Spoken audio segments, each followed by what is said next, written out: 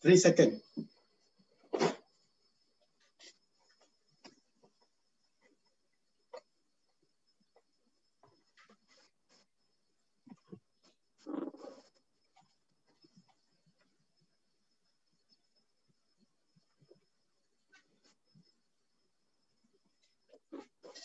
Bismillahirrahmanirrahim. Assalamualaikum warahmatullahi wabarakatuh. Okay, selamat datang sahabat-sahabat yang ada di FB Live. Dan saya ucapkan selamat datang pada tetamu khas, iaitu seorang coach JJ. Ini nama dia pun very glamour. Alright, kita bersama dengan coach JJ dan kita akan bincang lebih kurang, kalau tengok ikut saya tu 30 minit. Kalau ada permintaan, there be some few question and answer. Saya dapat feedback daripada Perak dan dari Utara, dia orang ada nak join. So kita ikut perkembangan bersama saya hari ini dengan Coach Muhammad Jahid ataupun kita panggil Coach JJ seperti yang tertera di sini. Dan di samping tu yang mana dapat masuk, saya minta lah tolong share kan dengan sahabat-sahabat kita di luar. Mungkin setengah daripada sahabat kita tu tak berpeluang lagi, mungkin setengah dapat line lambat. Dan saya sebelum ni saya ingat saya nak share dulu link ni, masuk link kepada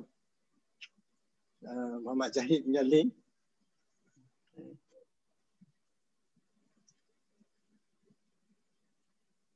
Okey. Jadi kalau siapa yang dapat masuk ni, saya minta sangat-sangatlah tolong share link ni supaya semua orang boleh mengikutinya. Dan saya pun telah share di Facebook ni. Harap ramai yang boleh ikuti.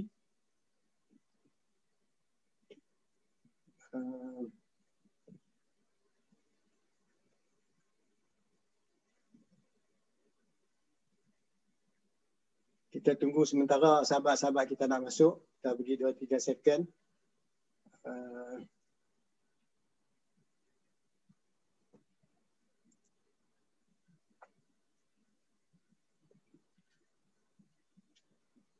Okey. Kita tetamu Cik Umar Jahid. So saya dah forward this live now to you. You can share now. I dah forward kat you. You kalau boleh buka Facebook, you boleh share now. You share from your Facebook so that all the rest of people can follow. Okay, alright.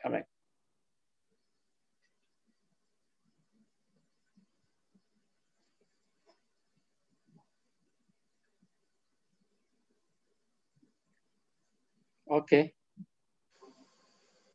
Okay, terima kasih. Okay, kepada sahabat yang dapat masuk, please share. Terima kasih. So your people pun boleh masuk. And kita ucapkan selamat datang. Jadi for a few second ni kita bagi sekejap.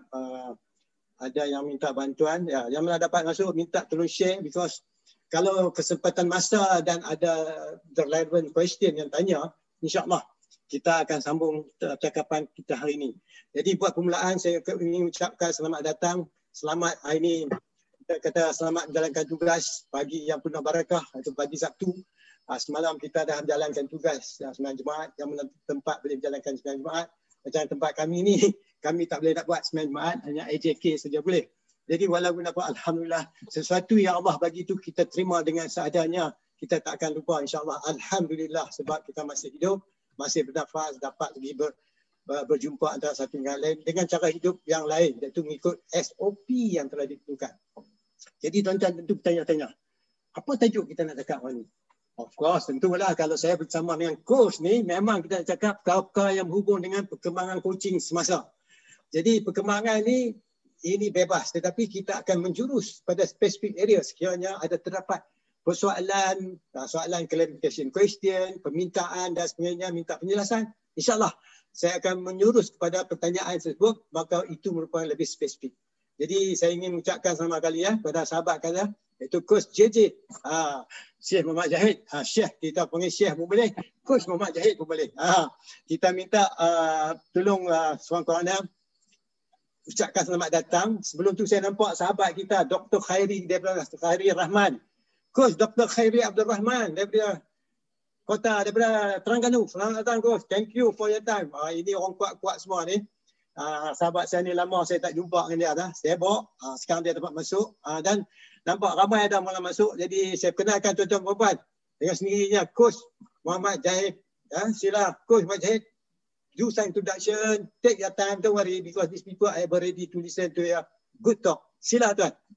Okay, bismillahirrahmanirrahim. Terima kasih banyak-banyak kepada Master Coach Dr. Shakir atas jemputan mengundang saya dalam sini. Assalamualaikum warahmatullahi wabarakatuh dan salam sejahtera kepada semua viewers dalam FB Live Master Coach Shakir Mustafa. Alhamdulillah, terima kasih atas jemputan saya dalam sesi FB Live ni. Saya baru saja dimaklumkan minggu ini oleh Ustaz Long. Dia ada hubungi saya untuk jemput, dia kata untuk FB Live bersama Master Coach. Saya merasa bangga kerana Dr. Shakir adalah mentor saya yang mana saya pernah menghadiri sesi bersama beliau tahun 2018 di Karangkraf. Ketika itu bercerita tentang coaching. Dari situ saya mula peminat saya untuk saya mendalami ilmu coaching ini, dan beliaulah yang banyak membuka mata saya untuk melihat bagaimana manfaat coaching ini dapat membantu orang lain. Jadi alhamdulillah saya juga ada buku yang daripada mentor ini, okey, mudahnya coaching dan mentoring, okey. Alhamdulillah, okey, sedikit sebanyak latar belakang saya. Saya sekarang ni bekerja di sebuah syarikat jasa company Tenaga Nasional Berhad, IPA. Saya sebagai pengurus, dan sekarang banyak peranan-peranan saya di syarikat saya adalah saya banyak mengendalikan coaching untuk di peringkat division saya, di mana okey, antara modul yang saya bangunkan adalah ialah coaching for business excellence, di mana kita bantu di mana unit-unit dalam division ini untuk mengembangkan lagi potensi dalam mencapai apa matlamat dan goals untuk bagi business unit tersebut. Dalam konteks kalau di peringkat korporat dipanggil department atau jabatan, tapi dalam konteks kita menurut paradigm entrepreneurship kita panggil business unit. Okey, alhamdulillah, dan di situ saya berpeluang untuk mengembangkan try untuk matchkan apa sasaran-sasaran yang nak dicapai untuk tahun 2021 ini, dan mencungkil apa values-values yang ada di kalangan warga kerja, dan apabila common values itu dapat kita kenal pasti, di situlah kita akan cuba untuk menjelaskan lagi nilai itu dan cuba untuk mencari makna di sebalik nilai-nilai itu dengan apa yang ingin dicapai oleh pasukan atau business unit itu dalam tu. Dan di situ cara itu dia menjadikan flow ataupun perjalanan sesi coaching itu lebih mudah, kerana pasukan-pasukan kerja itu mula nampak apa values yang ada pada diri mereka, apa kekuatan yang ada pada dirinya, dan di situ dia mula realize sebenarnya apa yang mereka lakukan itu sebenarnya mempunyai makna yang lebih besar. Bukan hanya sekadar kita kerja hanya sekadar makan gaji. Jadi bila mereka mula melihat apa makna di sebalik itu, dan di situlah secara tak langsung wujudnya apa yang dipanggilkan unstoppable. Unstoppable ni kita akan mula melihat inisiatif-inisiatif mula digerakkan. Jadi kita hanyalah sebagai facilitator yang membantu untuk menggali nilai-nilai tersebut yang ada pada diri mereka, apa yang dipanggil dalam istilah lain adalah inner drive, dan di situ kita akan facilitate dari memandu nilai-nilai ini kepada apa matlamat yang ingin dicapai oleh setiap pasukan itu. Okey. Alhamdulillah. Okey. Sabar, terima kasih. Tanya, Coach. Cara Coach cerita tu memang laju, hebat, patah. Alhamdulillah, begitu tuan-tuan seorang Coach. Jadi saya ucapkan terima kasih, satu penerangan yang cukup bernas. Alright, terima kasih. Sabar. Jadi dari apa yang saya dengar yang disampaikan oleh saudara saya ni tadi, saya dapat bapaknya dia adalah seorang kaki tangan dan berkebolehan menjalankan tugas coaching. Itu satu kejayaan. Syabas. It's not easy to coach your own people, especially, right? Until you are being trained. So number two, cara penyampaian yang disampaikan tadi banyak akan menceritakan pengalaman yang pernah dia lalui. Ini kita akan cungkil lagi tadi, pengalaman yang berguna untuk kita pakat-pakat belajar dari seorang coach. Yang ketiga, saya dengar iaitu bagaimana dia memperkatakan dia pernah mengenali saya dulu. Memang betul, satu ketika masa saya menjalankan dalam bentuk Islamic coaching dengan Ustaz Fazrul. Siapa tak kenal Ustaz Fazrul, terkenal kan? Yang dia buat dengan tadabbur Quran dan sebagainya. Masa tu saya buat dengan Karangkraf seperti dimaklumkan oleh Coach JJ kita tadi. Itu saya ingat lagi, seperti sebutkan di situ banyak saya berkenalan, banyak yang mana saya terang sikit konsep of coaching membezakan sesuatu. Sebab coaching ni dia letak pada pendengaran. Pendengaran ni kita mendengar pada orang cakap tu. Dan kurangkan pendengaran daripada kepala kita sendiri. Tapi nak melakukan tu perlu dilatih, perlu menghadapi praktikal, buat sikit, dimentor dan sebagainya. Tentulah semua orang yang ikut dia akan melalui pengalaman yang saya sebut tadi. Yang keempat dan kelima, sesuatu yang saya ingat perlu kita ketahui. Bagaimana sumbangan yang you dapat ilmu coaching ni tadi? Daripada Tuan. Macam mana you rasa terlepas mengetahui dan Tuan telah mendengar segi penerangan yang saya bagi tadi dan juga sebelum tu. Ada sesuatu yang Puan rasa Tuan perlu mengetahui dulu. Lepas tu, apa yang Tuan mampu bagi sumbangan sekarang? Itu yang saya nak tahu, kebaikan yang ada di Tuan. Sila Tuan JJ. Okey, sebenarnya sebelum tadi ada sesi mentoring daripada mentor kita Master Dr. Shakir. Apa yang penting dalam coaching ni sebenarnya ialah kita sering saya sering berhadapan dengan situasi pengalaman di mana isu-isu semasa yang seperti kita semua sudah sedia maklum dengan pandemik COVID-19 ni semua, itu semua adalah isu-isu yang berlaku secara global, bukan hanya di seluruh dunia semua mengalami ini. Dan impak daripada isu global ini banyak memberi kesan bukan sekadar hanya kepada individu, kepada kehidupan kita, tapi juga dalam sektor dunia korporat, di mana di situlah yang berlaku satu gangguan yang dipanggil dalam untuk mencapai apa matlamat yang telah dirancangkan sebelum ini. Jadi apabila berlaku apa yang dinamakan istilah VUCA environment ini adalah satu perkara yang tidak menentu. Ini menyebabkan ramai orang mula kadang-kadang kita perangkap dalam situasi ini. Jadi apabila mereka terperangkap dalam situasi seperti ini, jadi kita perlu ada orang yang berperanan untuk membantu, untuk memudahkan mereka untuk keluar daripada perangkap-perangkap atau zon yang dinamakan zon kekeliruan ini. Jadi sebenarnya coaching ini adalah satu alat yang sangat-sangat powerful, yang sangat-sangat berimpak tinggi, yang mampu membantu menguraikan mereka untuk daripada terperangkap dalam environment yang seperti ini. Saya dalam proses untuk saya nak provide coaching ini juga, kita memang tidak lari daripada berhadapan dengan fallacies atau salah faham tentang coaching. Ramai orang apabila menyebut tentang coaching, mereka mula menganggap coaching ini sama seperti coach di pasukan sukan, dalam dunia sukan. Seseorang itu mesti mempunyai kepakaran dalam bidang tersebut sebelum mereka boleh membantu. Dan seseorang coach itu adalah apabila orang jantan jumpa coach ni, dia mesti seorang yang bermasalah. Mereka perlu dinasihati, mereka perlu diajar tentang macam mana cara mereka untuk nak berhadapan dengan cabaran itu. Tapi sebenarnya peranan coach itu adalah yang sebenarnya ialah merungkai apa nilai yang ada, kekuatan yang dah ada dalam diri manusia itu sendiri.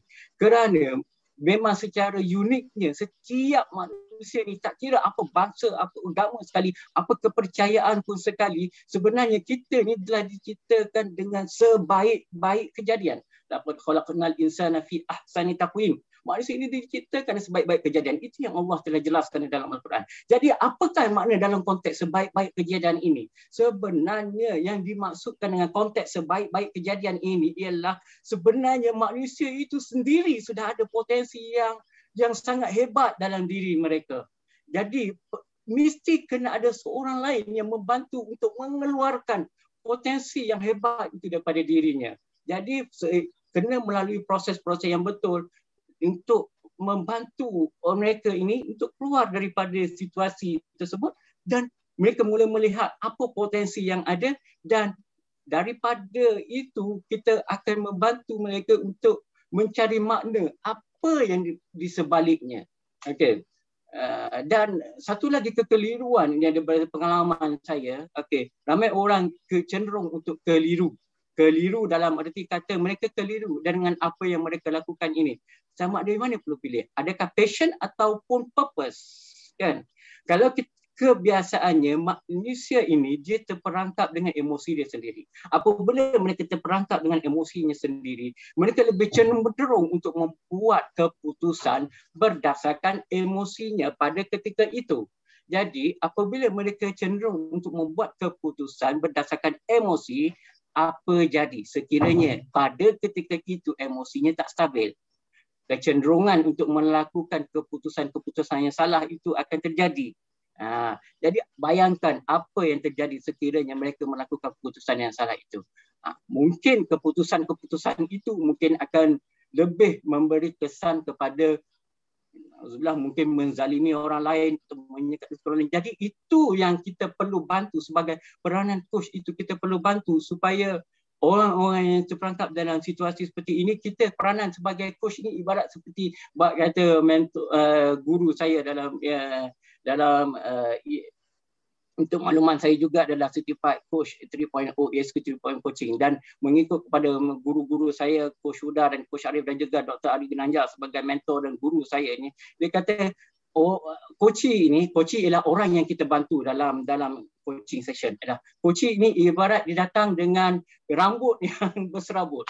Jadi peranan coach adalah untuk membantu menyikat rambut mereka supaya lebih terurus dan mereka menjadi lebih handsome dan lebih cantik dan mereka lebih tenang dalam agar mereka itu dapat membantu mereka untuk membuat keputusan-keputusan yang lebih baik dan tepat. Okey, itu adalah peranan coach. Okey, jadi dalam masa yang sama peranan coach ini, okey, kita sebagai coach kita tidak boleh menimbulkan rasa keakuan diri apabila kita melibatkan diri dalam coaching. Kerana apa? Sebab dalam dunia coaching ini sendiri, apabila kita membantu orang, ialah subject matter expert orang yang kita bantu, baiklah coaching secara personal maupun coaching secara berpasukan, subject matter expert adalah coaching, orang yang kita bantu. Kita hanyalah sebagai facilitator untuk mencungkil apa yang ada di dalam diri mereka, apa yang potensi-potensi yang sedia ada dalam diri mereka. Dan secara tak langsung mereka apabila dengan menggunakan the right question, dengan soalan-soalan yang diajukan kepada mereka, mereka akan mula melalui satu pengalaman di mana mereka mula realize yang mereka ni ada potensi yang boleh dikembangkan, yang boleh digunakan, dan sebenarnya di situlah ia akan memperbetulkan sudut pandang mereka sebenarnya mana yang aku patut pilih. Kita sentiasa diberi dua pilihan. Sama ada kita perlu fokus kepada circle of concern atau circle of influence. Dalam Stephen Covey dimaklumkan kita ni, situasi kita ni ada dua lingkungan, dua jenis lingkungan. Satu circle of concern. Circle of concern adalah ruang lingkup di mana yang di luar kawalan kita. Dan circle of influence adalah sesuatu yang di dalam kawalan kita. Okey, sering terjadi mereka yang bermasalah, mereka terperangkap dalam situasi kekeliruan ini. Apabila dia keliru, emosi mempengaruhi tingkah laku, jadi mereka memilih untuk fokus kepada circle of concern. Ini yang menyebabkan banyak kekeliruan konflik yang terjadi. Jadi sebarang dan semagaku kita banyak membantu mereka untuk keluar daripada circle of concern kepada circle of influence. Jadi apabila mereka, apa yang di dalam kawalan mereka, apa yang menjadi kekuatan pada diri mereka. Jadi apabila kita dapat bantu mereka itu secara tidak langsung, secara tidak sedar, mereka mula merasa apa yang mereka lakukan itu sangat-sangat bermakna pada diri mereka. Dan secara tidak sedar dan tidak, sebenarnya apa yang mereka lakukan selepas itu sebenarnya adalah bersesuaian dengan fitrah yang telah pun ada dalam diri mereka sendiri. Jadi dengan itu mereka mula menyadari dan mereka mula melihat sebenarnya masalah itu kecil sahaja. Dan potensi itulah yang sebenarnya yang bersumberkan, kalau sekiranya dengan izin, sebab saya adalah Muslim, saya akan cuba kaitkan dengan kepercayaan saya sebagai Muslim. Bagi yang Muslim yang dengar ini, mungkin boleh disesuaikan dengan kepercayaan masing-masing, dengan izin ya. Okey, apabila mereka mula melihat ini, fitrah ini, sebenarnya kita mula menyedari siapa diri kita. Apabila kita mula menyedari siapa diri kita yang sebenarnya, kita tak boleh lari daripada untuk mengenali siapa pencipta kita. Di situlah apabila secara tak langsung, apabila fitrah ini digali, apabila fitrah ini mula ditimbulkan dalam dunia, dalam alam sedar diri manusia itu sendiri, dia masuk dalam ilmu logik. Di situ ilmu logik ini mulalah akan bekerja. Dia akan mula bekerja untuk menghubungkan fitrah seseorang itu dengan apa tujuan yang ingin dicapai. Apabila itu terjadi, sebenarnya itulah yang dinamakan unstoppable moment. Unstoppable moment di mana seseorang itu atau pasukan itu mula melihat makna di sebalik setiap cabaran itu hanyalah kecil. Tetapi mereka mula melihat tujuan itu adalah matlamat yang terbesar dan tertinggi yang ingin dicapai. Okay? Alhamdulillah, terima kasih. Bagus. Satu penerangan yang menjelaskan sesuatu yang memberi sikit, orang kata hala tuju, dan beri sikit keterangan perjalanan yang perlu dilalui. Ada beberapa faktor yang saya dengar dan boleh saya kutipkan. Satu, ia menerangkan bagaimana emosi seseorang coach itu perlu ada. Yang kedua, bagaimana coach itu bersedia ada menerima seadanya yang disampaikan oleh coach. Sebab yang disampaikan oleh seseorang itu, masa kita coach, dia merupakan seorang expert. Dia pandai dalam segi konten dan sebagainya. Sebab coach dia hanya pegang pada proses coaching. Bila nak pegangkan proses coaching itulah, maka dia memerlukan skill dan perlu dilatih dan di mentor bertubi-tubi.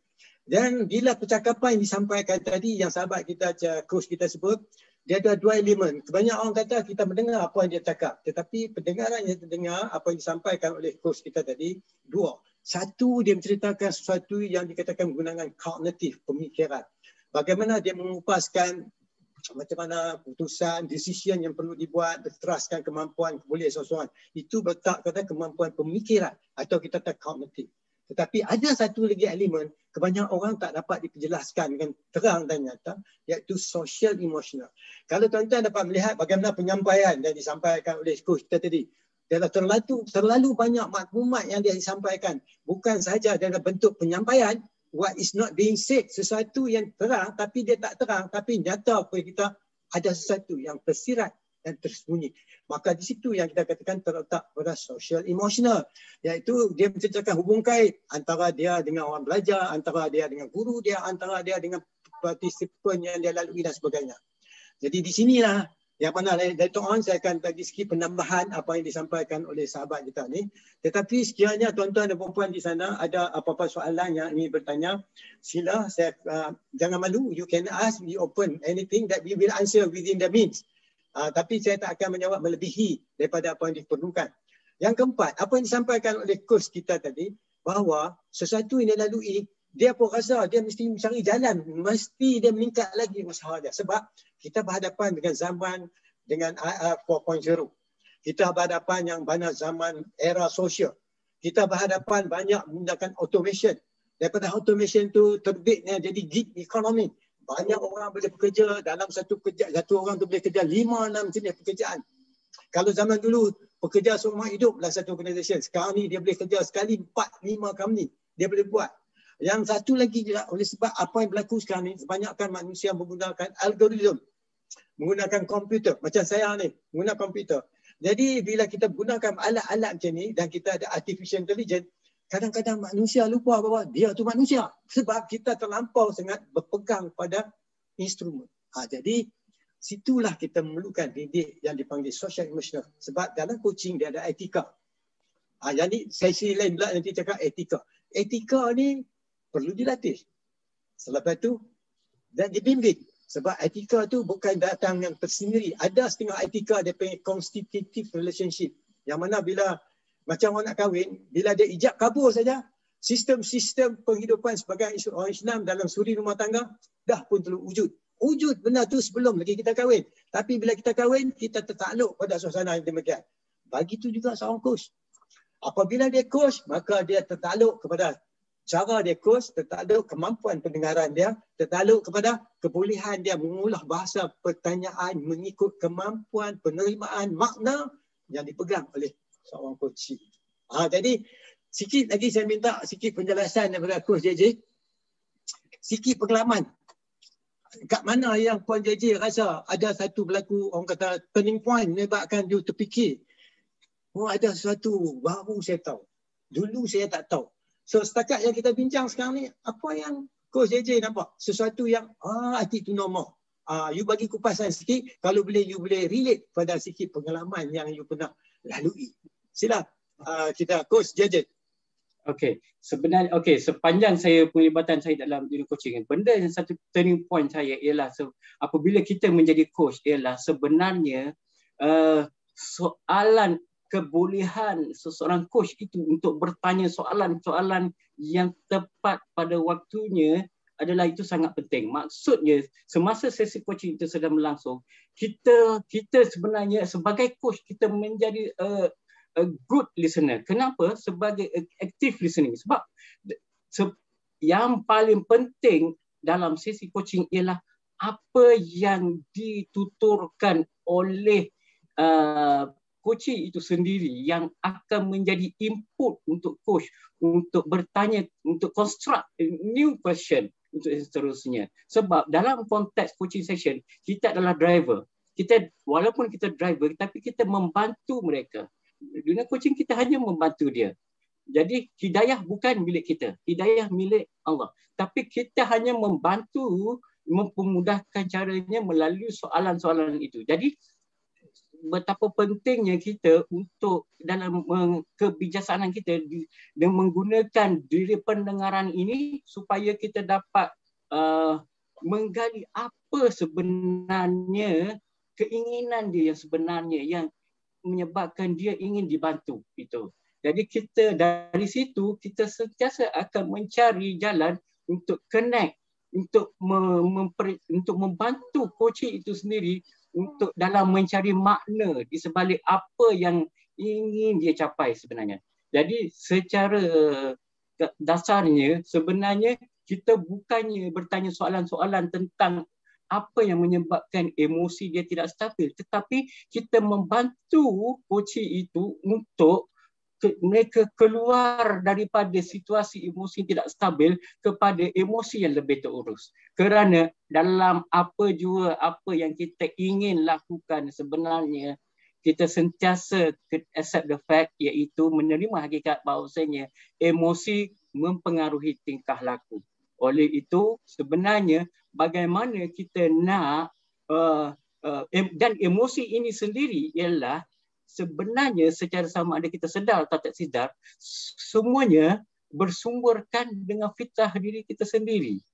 Dan apabila fitrah ini tertutup oleh limiting belief, itulah yang menyebabkan seseorang itu tak mampu untuk mengeluarkan potensi. Dan dia tidak nampak apa hal tuju yang jelas. Jadi sebagai coach, kita dengan bertanya soalan, dengan challenge limiting belief, dan sehinggalah mereka dapat membantu dia sendiri untuk keluarkan diri daripada limiting belief, maka disitulah unstoppable moment itu yang akan terlihat di kalangan coaching. Kita hanya membantu coaching, dia yang self-operating, dia yang akan melaksanakan. Dalam situasi agar mereka sendiri yang melaksanakan tanpa mengharapkan bantuan daripada kita. Kalau kita membantu coaching sehingga mereka masih lagi bergantung kepada kita, bermakna masih lagi belum sampai ke tahap dia punya potensi itu keluar daripada diri dia. Okay? Dan yang selepas limiting belief itu berjaya kita keluarkan daripada diri kita sendiri, mereka mula merasa bersemangat, mereka mula merasa tak sabar-sabar untuk melakukan apa yang initiative action plan yang ingin dilaksanakan. Tetapi satu lagi, the beauty part of it ialah sebelum kita memandu mereka untuk melihat apa goals yang ingin dicapai oleh dia dan apa juga option-option yang dipilih, apa pilihan-pilihan mereka ada untuk mereka nak capai apa goals dia itu, dan kita perlu melihat apa sebenarnya yang kenapa dia lakukan itu. Apakah yang dia lakukan? Tidak cukup hanya apa yang dilakukan itu hanya sekadar untuk memenuhi keperluan diri dia sendiri. Dan apabila kita mampu membantu koci ini untuk melihat makna di sebalik apa yang dilakukan itu bukan hanya untuk dirinya sendiri tetapi untuk memberi manfaat untuk orang lain, dan ultimate goal seseorang itu sebenarnya adalah satu proses pengabdian diri kepada Allah, maka disitulah dia mula merasakan sebenarnya apa yang dilakukan dia sebenarnya adalah konteks dia beribadah kepada Allah. Dan di situ itulah yang specialnya ilmu coaching ini yang kita dapat bantu kepada mereka. Mereka mula melihat apa saja masalah itu hanyalah kecil kerana apa makna yang dilakukan, sesungguhnya apa cabaran yang dia sedang lalui sebenarnya itu adalah konteks dia beribadah. Okay. Alhamdulillah. Okey. Apa kita faham sekarang ni, seorang coach dia berhadapan dengan seorang coach, seperti yang menyatakan orang yang kita akan coach. Orang yang berdepan dengan kita tu orang yang penuh ilmu, serba kebolehan yang diberikan oleh Allah Subhanahu Wa Taala. Jadi pendengaran kita tertakluk penyampaiannya. Dari segi penyampaiannya tersurat dan berbagai-bagai benda yang boleh kita cungkil. Salah satu kemampuan coach, bagaimana coach menanya soalan atau menyungkil kekuatan potensi diri seseorang tu. Tiap-tiap seorang memang ada kebaikan, memang adanya strength. Tetapi bagaimana kita latih untuk melihat kekuatan, strength atau kebolehan seseorang. Jadi bila berhadapan dengan seorang coach, the coach is not asking so much about the problem. The coach is asking more about the solution. Soalan yang dia tanya tu membawa kepada jawapan. Tetapi coach tak perlu mencari jawapan. Yang perlu mencari jawapan ialah klien yang kita coach. Jadi kemampuan untuk coach bertanya sehingga berkemampuan seorang klien itu terpanggil mencari jawapan. Kadang-kadang dia rasa mudah bila bercakap dengan coach sebab teknik yang guna pakai memberi kekuatan pada seorang itu melihat diri dia sendiri. Secara tak langsung, coach tanya soalan menyebab dia terfikir. Dan sebab tu salah satu teknik skill seorang coach ialah berdiam diri. Silent. Bagaimana kita berdiam diri? Bukan dengan erti kata orang tu diam dia tak pandai. Ya wrong. Tetapi orang yang berdiam diri itu kadang-kadang lebih pandai. Ni mungkin tuan-tuan dan puan di depan sana lebih hebat daripada saya. Sebab tuan-tuan berdiam diri. Ilmu memang ada, kita tak tahu. Macam kami ni umpamakan sikit-sikit lah bekas-bekas saja ilmu. Tetapi perlu kita dilatih untuk mendengar. Tapi kalau tak dilatih mendengar, tak boleh jadi. Dan melihat, macam mana kita nak melihat? Observation. Kita gunalah mata seperti mata lebah. Iaitu melihat sesuatu daripada kebaikan, bukan keburukan. Tetapi kalau kita guna mata lalat, dan kita tak boleh coach tuan-tuan dan puan. Sebab kita rasa sesuatu yang perlu kita dilatih dan dibimbing. Di sini saya nak bawa sikit, mungkin sikit some format untuk bagi sikit keterangan. Itu dengan harapan apa yang sampai ni kita rasa memberi kebaikan pada anda semua. Nanti saya cuba sampaikan di sini. Kalau boleh, saya buat dalam bentuk ni.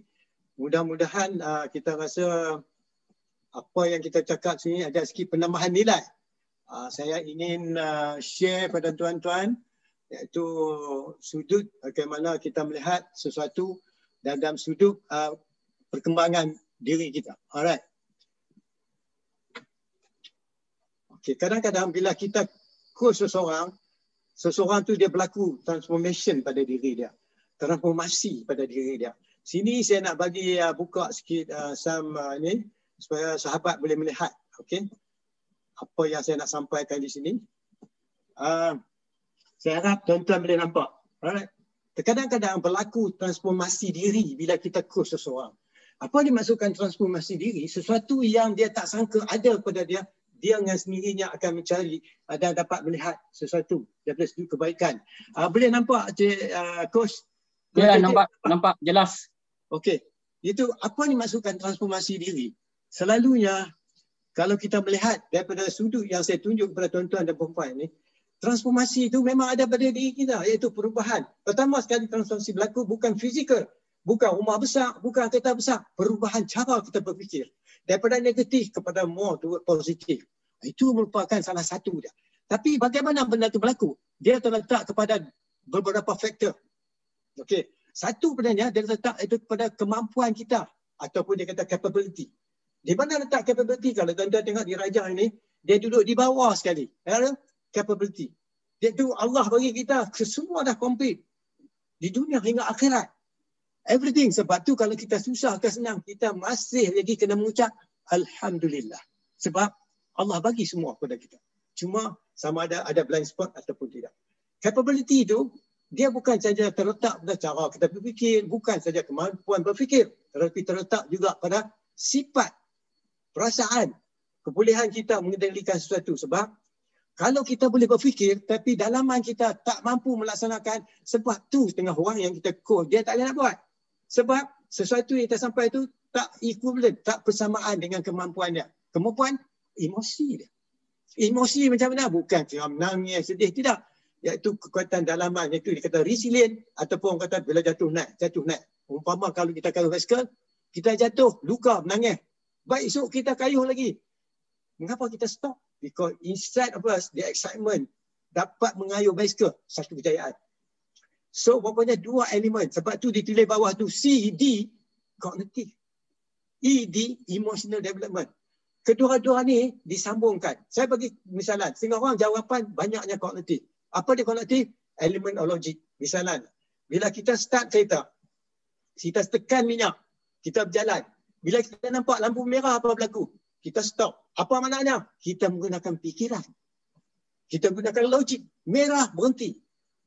Bila mai hijau, kita jalan. Beliau kata, kita telah menggunakan kognitif pemikiran.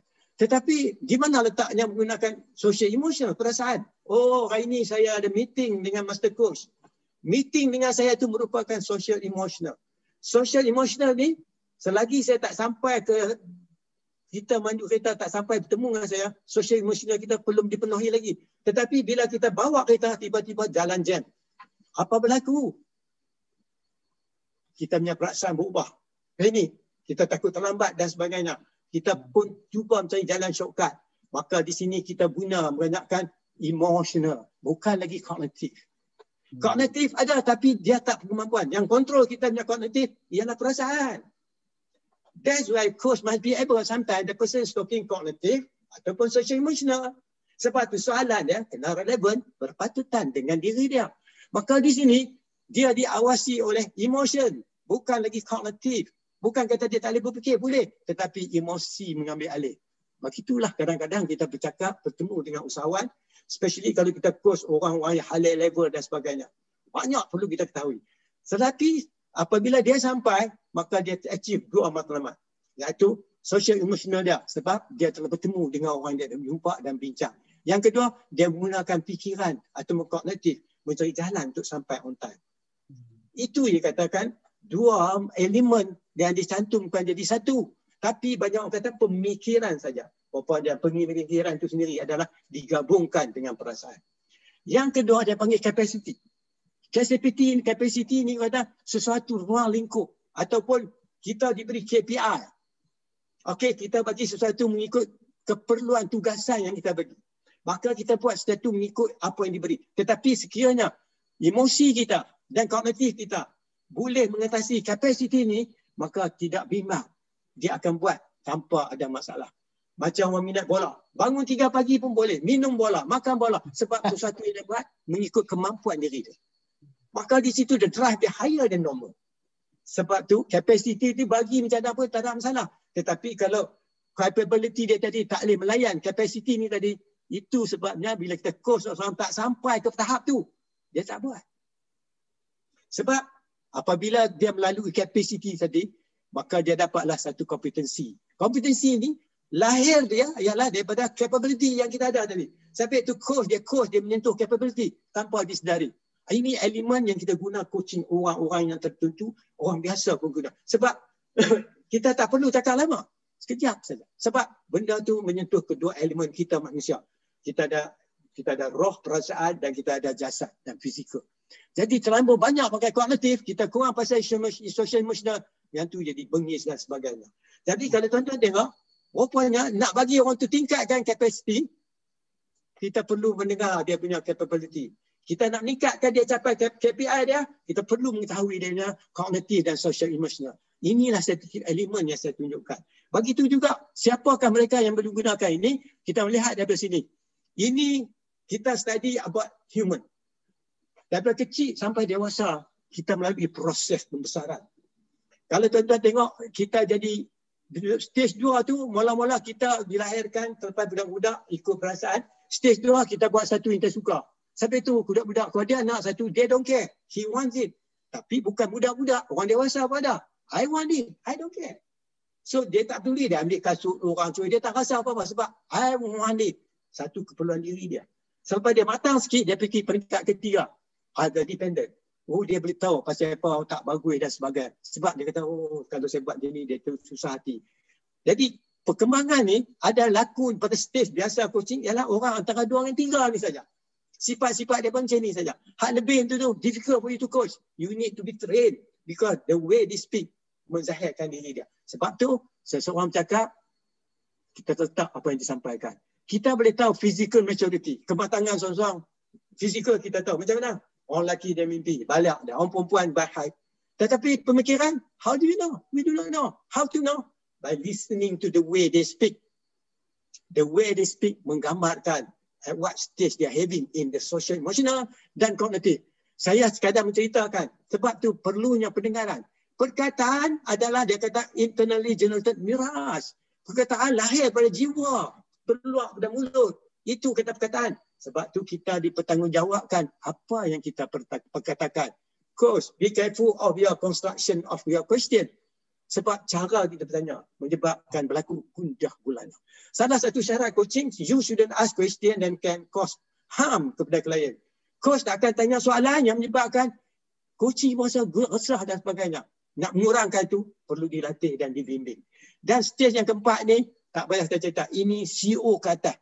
Itu level meaning making tak boleh berbeza. Tadi yang saya ceritakan, tiap-tiap peringkat mempunyai makna dan maksud yang berlainan. Sebab tu, maka di sebelah coach-coach boleh mencungkit. Dan saya terang lagi bagaimana yang kata peringkat 2 dan 3. Kalau peringkat 2 dia cakap apa yang I want. Dia tak beli. Orang ni dia tak mau dengar cakap kita. Kalau orang tak boleh dengar cakap kita, can we coach or not? Cannot. Don't coach. But kita boleh sembang sampai dia boleh coach. Kalau orang macam tu, that's why kalau orang macam tu buat, bukan nak buat penat kita. Sebab tu, sekurangnya orang duduk tingkat 3 ni, 3 tadi tu, yang S, we, my group, other dependent. Dia kata betul juga kalau saya cakap macam ni, orang ni berasa sedih. Tak boleh tak? Saya tak boleh cakap macam ni. Dia faham diri orang lain. Hak peringkat 2 ni tadi tak boleh. Hak 2 ni, tak boleh nak coach. Pertama kali kita bincang sampai dia boleh terima seadanya. Yalah, patutnya saya tak boleh buat begitu. Kesian kat dia. So, dia boleh menerima pendapat orang lain. Orang macam ni kita boleh coach. Kalau yang keempat ni, me and other ni, self-authoring ni, higher level entrepreneur. Ini yang saya akan buat khusus kepada peserta. Dan level-level ni coach yang saya train, kita nak coach banyak CEO dan sebagainya. Ini adalah sedikit sebanyak penyampaian saya. Sebab tu kalau kita tengok di sini, saya ingat tak payah situ, saya baris sini dah cukup. Sebab tu kalau kita tengok dalam pemikiran yang banyak dipakai, banyakkan kita berjatuh dalam kumpulan 3. Kumpulan 3 ni orang macam makan gaji. Dia kena ikut arahan. Sebab what you think about yourself and what you do your business doing remain the same. Kita adalah kita. Sebab itu kepribadian kita perlu dijaga. Sebab in business different daripada life coaching ialah content, maklumat. That's the difference. Business dia more or less kita kata semi-structured. Dia cakap profit and loss dan sebagainya. Tapi life it can be anything. So inilah sedikit sebanyak elemen. Dan dia kata social emotional development dan cognitive development dan sebagainya. Yang ni kalau tuan-tuan berminat nanti kita boleh discuss lagi. Sebab apa yang saya sebut dengan tuan-tuan dan puan ni adalah ilmu yang perlu dilatih. Alright, dia tidak kira sama ada itu ada degree, ijazah, master dan sebagainya. Dia tak kira sama ada dia tak ada ilmu, sama ada dia muda atau tua. Tak semestinya. Sebab tu maturity of seseorang tu daripada pemikiran dia tetap lalu bagaimana dia cakap. The way you speak, you tell to us who you are. Dan sebab tu di sini perlunya kita memahami seseorang tu punya kemampuan. Sebab tu sebelum kita coach, kita mesti mengetahui who is this person in front of us. Sebab tu bila kita coach seseorang tu, tuan-tuan dan puan-puan, nak mengeluarkan dia siapakah sebenarnya. bukan apa yang dia ada. Sesuatu apa yang dia ada itu sementara, dia can forgo. Kata misalnya, saya minat main bola. Bagi apa-apa main bola. Letih pun tak apa. Kalau lain pada bola, dia tak mau terima. So that mean to say, there are things that is suitable to the person, there are things not suitable to the thing. Tetapi perubahan itu boleh berlaku sekiranya dia berubah. Sebab Allah pun dia kata dalam surah, dia takkan ubah satu kaum, maka satu kaum itu ubah nasib dia sendiri.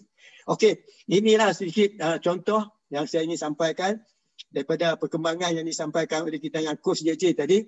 Jadi saya ucapkan terima kasih. Jadi daripada penunjukan ni tadi, apa Chan JJ rasa? Apa Coach rasa sesuatu? Do you feel terpanggil untuk mengetahuinya? Apa pendapat Coach? Saya tengok ini sesuatu yang sangat menarik. Kita melihat sudut coaching itu dari sudut yang lebih besar dan lebih luas lagi dalam mencari makna coaching itu sendiri. Coaching itu sendiri is not about the logical thinking, tapi dia lebih mendalam ke dalam hati dan jiwa tu manusia sendiri dalam mencari makna dalam kehidupan, dalam apa jua yang mereka lakukan tu untuk mencari tujuan, untuk menyampaikan seseorang itu kepada tujuan yang sebenarnya, kan? Seperti yang saya sebelum ni saya pernah maklumkan, ramai manusia mudah tercenderung untuk keliru antara passion and purpose. Jadi bila mereka, kenapa mereka terkeliru? Kerana mereka terperangkap dengan emosi pada ketika itu. Jadi mereka menyebabkan mereka memilih passion. Okey, sedangkan apa pun yang kita punya passion, tetapi kalau apa yang kita lakukan itu tak fit the purpose, pun tak ada maknanya, kan? Jadi that's why dalam sesi coaching ni kita lebih mencari jalan, menggali fitrah dalaman nilai diri seseorang itu dan membantu dia menyampaikan kepada purpose itu sendiri. Alhamdulillah. Sebab tu bila kita berdepan dengan coach, kita melihat dia dengan seadanya. Kita melihat dia dengan senyuman. Ya Allah, dia ni berkemampuan. InsyaAllah, dia ni memang pandai. Dia ni memang boleh. Tak semestinya benda yang kita tahu dia tak tahu bahawa dia tak pandai. Tak mestinya kita, mungkin saya cakap yang saya tahu, banyak benda yang saya tak tahu pada dia. Sebab tu coach is a person who listen to understand. Pertama kali coach memahami apa yang disampaikan. Kedua, memahami apa perasaan dia. Ketiga, apa kekuatan ada kat dia. Keempat, ada kebolehan kat dia. Tapi dia tak sedari. Maka di situlah keperluan yang seorang coach membantu dengan menggunakan pendengaran yang berkesan. Pendengaran ada 6 peringkat pendengaran. Dalam buku saya tulis hanya 5. Sekarang ni dah berdekat 7 pendengaran. Sebab tu dia panggil salah satunya, dia panggil effective listening. Itu biasa. Satu dia panggil global listening. Satu dia panggil developmental listening. Satu dia panggil intuition listening. Saya buat kursus special untuk listening for 2 days ataupun 3 days. Banyak elemen kena belajar. Misalnya penyampaian yang disampaikan oleh sahabat coach kita tadi. Menzahirkan kepada diri dia. Sebab dia bercakap sesuatu yang embedded di dalam kepala dia. Sesuatu yang terpahat di kepala. Itu what he has. But not he is. Dua elemen tu di situ. Sebab itu juga coaching bila cakap kita, he's talking to us what he has. But we don't find out who is he. When we know who is he, kita cakap apa pun dia terima. Sebab memang kata dia ni peminat bola sepak. Kita cakap pasal rugby, dia tak layan punya. Kita cakap tahu. Tapi kalau kita tahu dia peminat bola sepak, habis tuan-tuan dan puan-puan. Bandar masalah jadi mudah tuan-tuan dan puan-puan. Itulah skill seorang coach yang terlatih. Seorang coach dia akan mendengar dengan seadanya sebab dia memerhati. Kedua, dia listen to not being said. Seperti sahabat kita sampai tadi. Dia bercerita sesuatu saya dengar. Satu, sebutan yang dia sebut. Kedua, kataan yang digunakan. Dia ada center of gravity dia suka bercakap. Ketiga, cara dia cakap, bahasa yang dia sampaikan menunjukkan ada somatic kepada diri dia. Kadang-kadang badan dia nampak relax. Kadang-kadang dia nampak senyum. Kadang-kadang dia nampak serius. Ini menceritakan sesuatu dalaman berlaku. Ini tuan-tuan kena belajar. Sebab tu seorang coach dia mendengar. Dia akan tanya satu soalan. Sebab dia akan stop cakap. Dia akan berdiam diri. A few seconds. Itulah menunjuk kata coaching is mula merepati, mulai meresapi kepada diri dia. Sebab dia terpanggil untuk memikir balik diri dia. Apabila dia bercakap, benda yang di dalam dia keluar bayangan dan pemikiran. Itu dia kata dia panggil the mirage. Word internally generated mirage. Kataan itu adalah bayangan mirage di pikiran kita.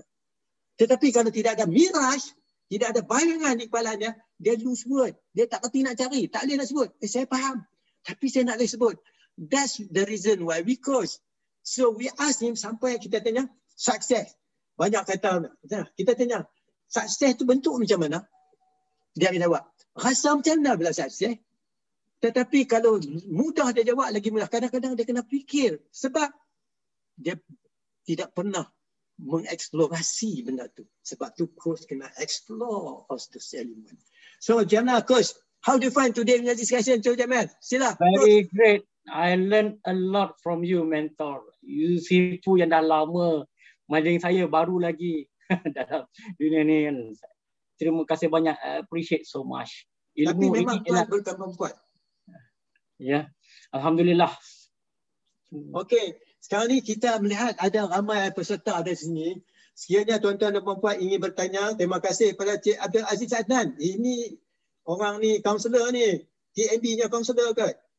Cik Abdul Aziz Adnan. Oh, sahabat saya tu.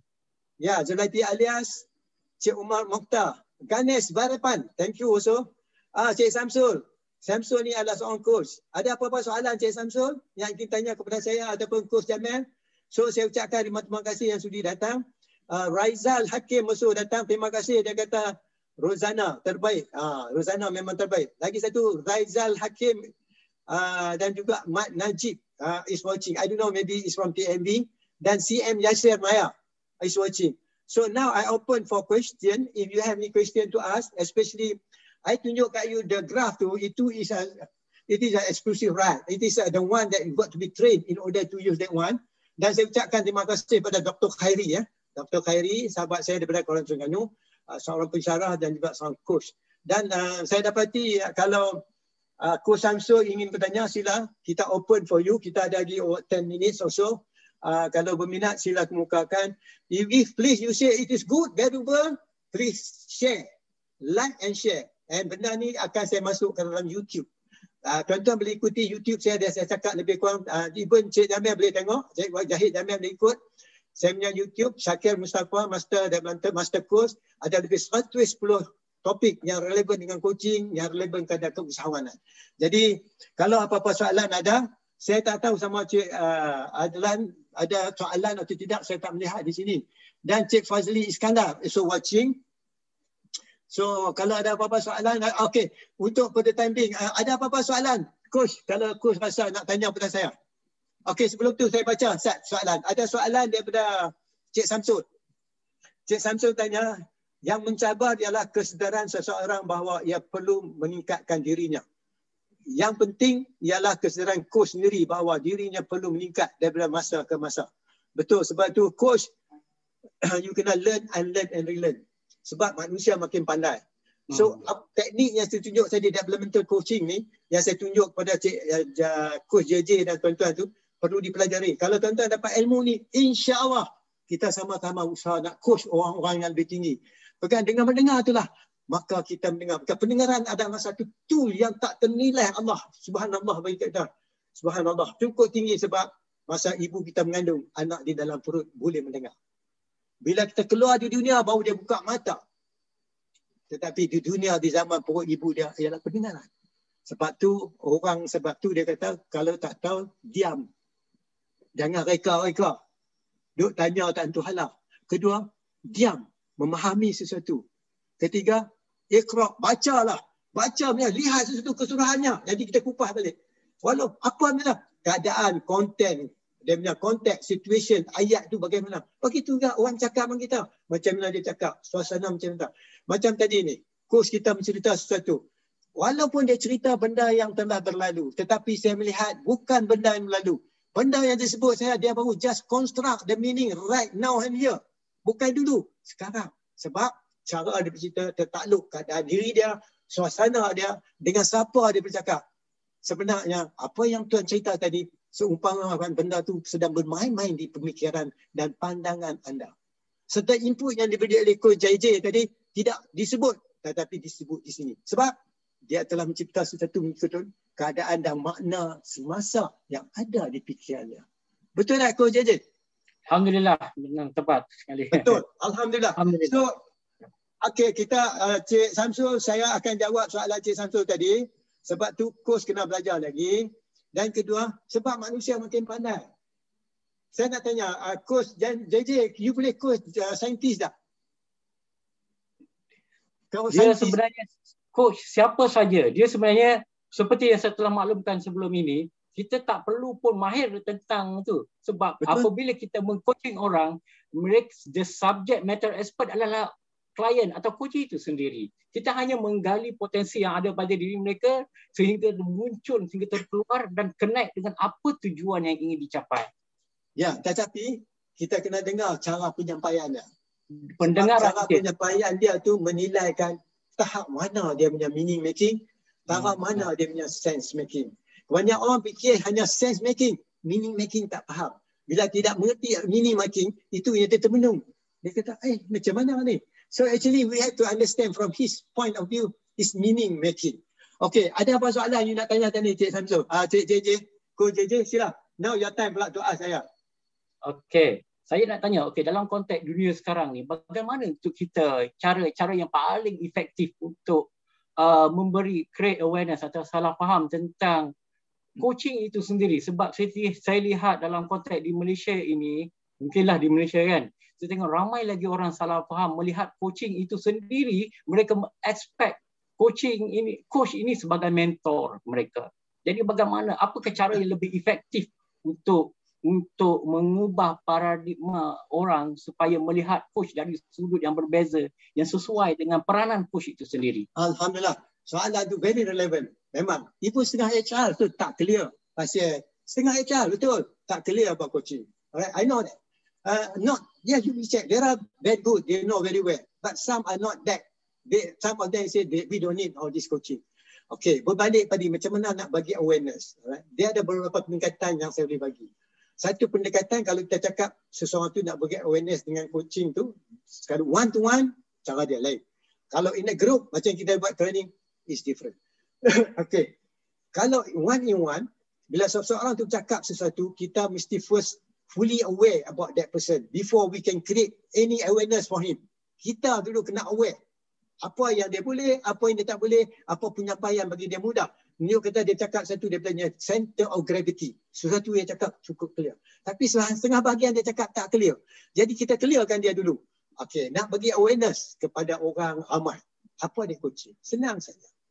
Coaching dia beza yang lain sebab coach mendengar seorang tu cakap daripada kepentingan, kebolehan terdapat pada diri dia. Consultant, dia nak orang mendengar apa dia cakap because he's the expert. Cikgu, dia nak anak murid dengar dia because he has the content. Trainer, participant kena dengar dengan dia dulu because dia yang pegang model, dia yang buat model. Betul? Because consultant is the expert, trainer is the expert, cikgu is the expert. So we have to learn from them. But coaching differently. How to learn from these people, but they are good at, but we do not know. So first we try to understand them. Itu kena belajar mendengar. Yang kedua, bila kita bagi coaching, menunjuk kita akan nak tunjuk ajar dia, bukan kita nak mengajar dia, tetapi kita nak cari jalan terbuka mindanya, mencari solution mengikut kemampuan, kebolehan, apa yang ada pada dia. Sebab tu isu yang sama, kita coach jawapan yang berbeza pada orang lain. Dia mengikut daripada kemampuan dia, kebolehan, sense making dia, meaning making dia. Maka berbeza. Tetapi dia mendapat solution yang berbeza dengan dia. Yang berarti masalah, kita bagi solution yang ada kat kita supaya dia buat. Yang bagi dia tak sampai pun, dia pun tak faham. Semua orang bayar konsultan berjuta-juta. Tetapi dia buat satu yang dia tak mampu nak buat. Tapi yang untung konsultan. That's what we have to need. In my training, we train you the different thing, coaching, mentoring, consultant apa dia, therapy apa dia, hypnotherapy apa dia. Bukan kita complain. You must appreciate every discipline. Semuanya berperanan, complement and supplement. Begitu kita train dia. What is NLP? They must appreciate. We don't say we are better than them. Bahkan coaching the youngest among the psychology group. Coaching dia terteraskan pada psikologi. Dia menggunakan filosofi. Jadi yang paling mudah sekali ya coaching. Nak maklumkan tuan-tuan dan puan-puan, coaching dimula daripada tahun 1400 tahun yang lalu. Kataan ni digunakan, coach ni adalah sebagai verb di Hungary. Dalam buku ada cerita, buku saya, di Hungary. Yang mana orang gunakan coach sebagai kenderaan bawa satu point ke satu point. Jadi dia nak pergi mana, coach tu bawa. Coach adalah kenderaan. Alright, sebelum nak naik coach tu, you kena pijak dulu step. Right? Baru masuk dalam coach. Lepas itu digunakan sebagai kenderaan. Dia punya tempat yang terbaik, coach yang termahal dan cantik masa di Hungary. Lepas tu the second part, dia tukar daripada coach kepada verb. Jadi to coach. Now I'm telling you the root of the coaching. I bukan belajar sikit-sikit. So you know the source of the word. From coach, jadi kenderaan. Coach pertama di Malaysia adalah coach marah. Kenderaan. Daripada kenderaan tukar kepada verb to coach. Jadi menjalankan coaching. Pada tahun 1985, coach diisytihad sebagai satu profession. Becoming a profession. Mula vehicle iaitu verb, noun kepada verb, pada professional. Sebab tu kita kena terang, coach menggunakan pendengaran. Macam mana nak bagi dia sedar? Itu coach sebab study had been shown that human being tak sampai 10% berfikir. Kinecik Imahir, Dale Carnegie ataupun yang terkenal yang buat ni apa? Saya lupa lah yang dia cerita. Eksekutif tak fikir tengah-tengah. Fikiran tak, kita guna fikiran tak sampai 10%. Tetapi bila kita coach seorang, dia guna fikiran dia lebih pada 10%. Sebab tu sampai coach dia letih, dia kena minum air banyak. Sebab tu the first step, second step, lain. Sampai ujung tu lagi heavy dia punya thinking capability. Jadi menjadi seorang coach perlu bersabar. Kedua, terima seadanya. Ketiga, fahamilah siapa depan dia. Keempat, kasihlah mereka. Kasihlah coaching yang kita coach ni. Bahawa kita terima rasa, kita faham apa yang dia lalui. Setengah orang tuan-tuan dan perempuan yang datang bergadai, bergolok nak bayar servis pada coach. Dia kami not for free. Bagaimana you jadi coach? Jangan ingat kita sonok-sonok. Don't. They pay you for the service. So they expect to get the service. Tetapi keputusan dia buat bukan keputusan coach. Keputusan mereka. Tetapi selepas you coach, you nak mentor ke, you nak consultancy ke, go ahead. There is no problem. That's the simple I can give you, Cik Zahid. Coach, I hope it satisfy you. You get some information. Now saya dapat sikit tulisan yang ditulis oleh Abdul Aziz Adnan. Setuju dengan Master Coach. Ramai yang tak tahu antara peranan coaching, mentoring, counselling. Yes. Terima kasih, Cik Aziz. That's why in my training, I train these people to appreciate. Don't kutuk. Jangan hina. Trainer dah lama in the market. Counselor dah lama dalam market. Jangan kata, oh, we are coaching the best. Don't do that. There are certain things we can coach. We cannot coach. Kita hantar kat counselling. Kita tak boleh hantar kat terapi. Tak boleh hypnotherapy. Tak boleh lagi kita bawa. So kita yang tak boleh. Sebab tu saya dapat banyak reference. Reference ni you mana tahu saya di-refer oleh orang jumpa master coach. Right? Saya tak buat wakilan. So, yang ni saya ingat you kena jumpa counselor. Kita refer pergi kat counselor. Yang ni dah. Yang ni saya ingat mentoring. Yang ni saya buat sesi mentoring. So by doing that, we are the helping services. Kita ni helping, membantu. So we must know. So that's why all my coaches we train, they know what is coaching, what is mentoring, hypnotherapy dan sebagainya. Kita never kutuk. Kita never say we are better than them. Allah lebih baik daripada kita. Ingat, semasa kita coach dengan kita punya klien, Allah bersama dengan kita. Ikutlah apa yang diberi oleh sunnah. Jangan cuba-cuba tunjuk pandai. Sebab kita boleh jam pemikiran dia. Okey, terima kasih. Ini ada siapa tulis?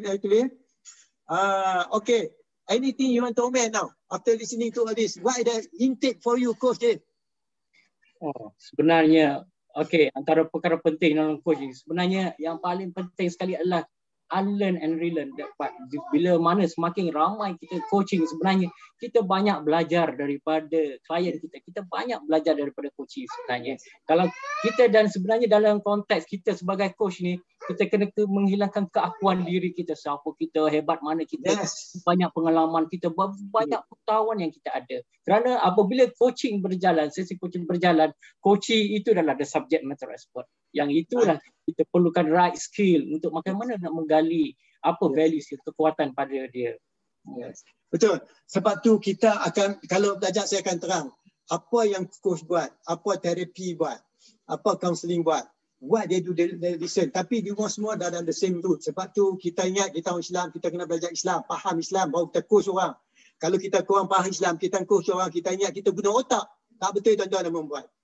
Otak saja tak mampu bawa kita kepada kejayaan dan kebahagiaan. Kita kena balik kepada jalan Allah. Sebab tu nanti sesi lain sekarang, I think you tahulah you dah belajar Islamic coaching, you ikut Cik Fazrul lah ni, dia orang lah buat dengan tadabbur Quran dan sebagainya. Satu usaha nak beri satu makluman. maklumat bawah yang perlu kita ketahui. Jadi sesi ini saya rasa memberi banyak penjelasan juga. Saya harap mudah-mudahan percakapan ini sama-sama membantu meningkatkan seseorang. Sisa sebelum ini saya nampak ada komen main lagi ni. Komen dari Cik Samsul. Sorry, Zuraiti alias kata setuju dengan apa yang cakap oleh Cik Aziz. Betul. Seperti yang saya kata, ramai orang tak tahu beza peranan coaching, mentoring dan counselling. Okay, in my certification, we train them. What is coaching, mentoring? We give them, we don't hide. Because they are our brother earlier than us. Ikut Cik Samsul, dia kata growth organisation akan nampak keperluan coaching dalam organisasinya. Maksud dia kata satu organisation yang punya growth thinking ataupun bukan orang kata outcome thinking, yang mana kita kata bila habis sudah, tetapi yang mana kata growth thinking ni dia akan menggunakan coaching. Sebab sekarang ni saya kenapa CEO memerlukan kita coach? Mereka seorang yang bijak. Sebenarnya coach ni coach orang yang pandai. We coach the best. Sampai tu kita coach the best, tetapi dia boleh bantu orang yang kurang best. Sebab yang paling susah how to coach the best. It's not easy to coach the best. Can you coach your CEO? I don't think you can. Can you coach your SVP? I don't think you can. But that is my work. My work is to coach. And at this stage, so the way they speak, the way they presenting totally different. The way dia guna bahasa berlain. Dia punya tumpuan lain. Because dia punya fluidity. Satu term kita kata fluidity. Sesuatu yang dia cakap tu bukan 2-3 saja. Dia boleh cakap ada dekat 50 dia punya structure. Kalau kita tak dilatih, kita tak boleh dengar dan kita tak faham. Hilang di angin yang lalu. Sebab sesuatu cakap di dalam, sebab tu saya seringkali kata, kecantikan bermula dari dalam, menyinari seluruh alam. Kalau di dalam kita sihat, tidur kita sihat. Kalau kita tidur cukup, semua sihat, tak payah buat make up, muka kita boleh cantik. Sebab that is natural beauty, man. Tetapi kalau kita menempel pun boleh, tetapi kekuatannya dari dalam. Sebab tu bila kita coach seseorang tu, we are pulling out, bukan push in, pulling out, keluarkan dia punya kemampuan. Di mana letak kemampuannya? Cara dia cakap, cara dia beri tumpuan, focus attention. Ketiga, bagaimana kita tahu kekuatannya? Sesuatu yang cakap penuh keyakinan. Keempat, bagaimana sesuatu yang kesangsian merupakan ada gap. Gap berlaku antara dia nak capai yang sekarang. Banyak orang confused. Banyak orang coach tak cukup matang. Bila you coach tak cukup mengupas dia punya objektif. Sebab tu berlaku macam-macam. Coach mesti listen. Whether objektif dia begini. Kalau you pakai grow. Okay. Kalau tak pakai grow. Ada setengah objektif you cannot use grow. Tak boleh. Yes, that's why we say limitation tu ada. Jadi kita kena tahu coach ni kadang-kadang coach faham ke apa dia ni nak ni. Kadang objektif dia bagi tu tak relevan dengan dia. Sebab tu coach kena buat clarification. Coach kena ada teknik pertanyaan. Bila dia punya objektif clear, don't worry. Objektif is the biggest motivation for him to move forward. Okay. Saya ingat kita dah nak habis rekod ni. Tuan dah pukul berapa dah tuan? Oi. 12.37 tengah hari. Jadi kalau tak ada apa, saya ingat already too long, dekat sejam lah. Alhamdulillah lah atas tanyaan yang disampaikan oleh ramai yang datang ni. Saya ucapkan ribuan terima kasih pada sahabat-sahabat yang datang ni. Sebelum kita tamat ni, mainkan kalau ada apa-apa lah, saya minta anything you want to say sebelum kita tamat ni, or you want to conclude sebelum I close, sila je. Apa yang dapat hari ni, walaupun berbincangan, what is add value to you and what not, please share. And after that, I will conclude this session. Alright. Alhamdulillah. Sebelum saya ucapkan ribuan terima kasih kepada Master Coach kita, Dr. Shaker. Okay. Sebelum saya rumuskan, sebenarnya peranan coach kat sini adalah besar sebenarnya. Ialah mengeluarkan dari apa yang disebut terdalam pada orang lain. Itu membantu orang untuk mencari makna dalam kehidupan mereka tentang apa yang mereka nak lakukan dan apa yang ingin mereka capai. Itu peranan coach sangat besar di sini. Dan peranan inilah yang sangat relevan dalam dunia sekarang yang semakin hari semakin tak menentu, semakin hari semakin diuji, semakin hari semakin menekan. Jadi bersesuaian dengan situasi yang sekarang inilah yang sangat tak menentu inilah sebenarnya kita perlu melahirkan lebih ramai lagi coach, supaya dengan adanya coach-coach ini mereka dapat membantu lebih ramai lagi orang agar dapat melihat peranan mereka dan makna yang lebih jelas dalam kehidupan mereka. Dan kebiasaannya apabila mereka menjadi professional coach, sebagai seorang professional coach ialah mereka faktor kerahsiaan itu sangat penting. Jadi apabila kita attach kepada mana-mana coach, kebiasaannya sebagai professional coach, mereka mesti merahsiakan apa sahaja perkara yang dikongsikan oleh klien mereka. Sama seperti mana peranan yang dimainkan oleh kaunselor. Begitulah juga seperti mana peranan coach. Jadi apabila anda bertemu dengan mana-mana coach, jangan risau. Itulah yang sering coach, code of conduct dan etik yang perlu ada pada diri seorang coach. Mereka perlu merahsiakan, jaga mereka kerahsiaan supaya itu seperti seolah-olah kita menutuplah kalau ada apa isu yang melibatkan keaiban pada diri kita tutup. Itu yang paling penting dijaga. Dan alhamdulillah, mudah-mudahan sedikit sebanyak apa yang telah dikongsikan oleh itu, saya sangat-sangat beruntung, bersyukur kepada Allah Subhanahu Wa Taala. Mudah-mudahan we learn each other, kita compliment each other. Mudah-mudahan dengan apa yang kita nak usahakan ini, kita akan lebih mencari makna apa sebenarnya yang kita inginkan dalam kehidupan. Itu kebahagiaan dalam konteks kita sebagai Muslim, bukan sekadar untuk bahagia di dunia, tapi ialah berbahagia dalam kita untuk bertemu dengan Allah esok kelak, insya-Allah. Alhamdulillah. InsyaAllah. Terima kasih Coach. Saya ingat next time saya akan panggil Dr. Syuib, pakar kaunseling, dan juga saya akan panggil hipnoterapis, Grandmaster hipnoterapis, iaitu Dr. Ben Fazil untuk join sekali dengan kita. Okey, saya ingin ucapkan ribuan terima kasih kepada tuan-tuan yang semua sudi. Saya minta mohon maaf silap cakap, kurang cakap, itu kelemahan saya. Coach ni kami manusia biasa. Saya hanya bersama interaksi, hoping that kita akan dapat sikit kebaikan daripada perbincangan hari ini. Ini sekadar sebagai orang kata titik permulaan, peluang untuk kita bincangkan. Saya ucapkan ribuan terima kasih sudinya Coach JJ mengikuti perkembangan perbincangan. Saya harap ada kebaikan dalam perbincangan ini kepada diri JJ sendiri dan juga sahabat-sahabat semua. Yang mana kesilapan itu saya, maaflah saya. Banyak kekurangan yang terdapat pada diri saya. Ilmu yang selalu sikit dan cetek nak bandingkan dengan orang lain. Yang kedua, saya ingin maklumkan tuan-tuan boleh melihat ini dalam YouTube dan tuan-tuan boleh share and like this Facebook. So that benda tu tak lari, you can tengoklah banyak kali manapun sebelum kita tutup. Dan sekiranya you ada soalan, cadangan, sila nyatakan kepada kami. InsyaAllah kami akan continue beri jawapan more specific to your requirement. Saya mohon maaf, saya ingat we have to stop now lah. Berhubung masa yang kita tahapkan. Terima kasih banyak-banyak yang sudi datang daripada Perak, Kedah, Timur, Barat dan Kelantan dan sebagainya. Kerana sudi meluangkan masa yang singkat yang kita ada, mudah-mudahan dapat sedikit kebaikan. InsyaAllah. Tuan-tuan dan puan, saya ucapkan terima kasih. Kita jumpa lagi besok ataupun saya petang ni kalau tak ada apa 5.20, you are welcome to join more of extension what we are talking here today. Kita sambung petang. Mohon maaf tuan-tuan dan puan, kita jumpa lagi. Assalamualaikum warahmatullahi wabarakatuh.